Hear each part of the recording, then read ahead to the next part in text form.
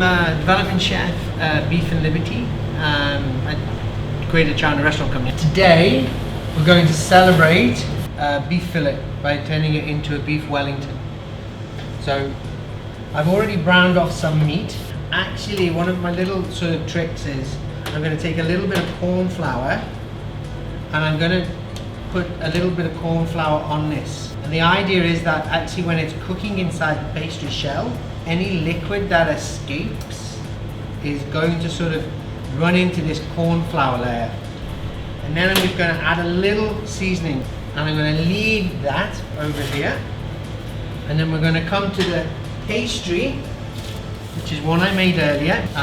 This is an interesting pastry because I made it using flour, but I also incorporated some emmer grain into it. Another little trick I'm going to do with this, I'm going to take a little egg yolk and I'm going to actually brush the inside of it here. And the idea is I'm going to use a blowtorch because I want to cook the egg. If I cook the yolk, it will create another moisture barrier. But essentially I'm just going to run it over and you see it brown a little bit.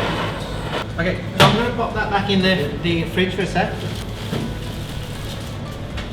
I'm going to make the mushroom duxelle, which I've already made, to be honest. And it's literally chopped mushrooms with a little bit of olive oil, some garlic, cooked off until it's nice and soft, and then whirled in a food processor. But I want this to be beautifully coated around the beef itself. So I'm going to take a little bit of parchment. So the idea is that I get the size of the Wellington. I'm going to take the mushroom and I'm going to put it on this. I'm going to then flatten it using this.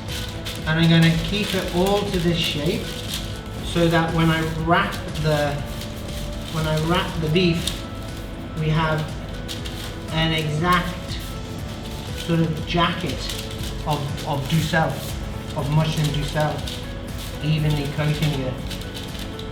And put this onto the pastry, like so.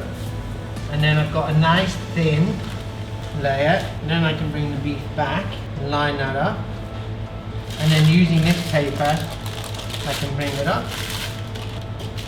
and over, bring it all the way over there, and then bring these edges in, put it on a tray, and then give it an egg wash coat. And these are you can put some patterns in it, it's up to you. You want it rustic, you can leave it rustic. And that is going to go into the oven at 180 degrees